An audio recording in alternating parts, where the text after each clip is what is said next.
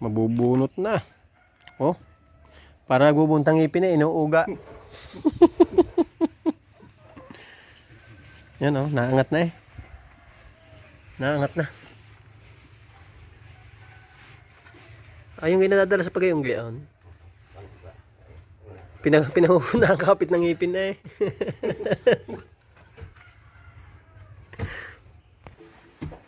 Yan na lang pala makulit. Si kakapiraso na nagdadala na. Okay, wala pa riyan.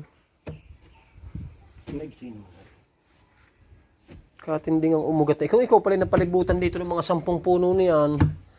Ito na. Bitak ng bitak na yung pader.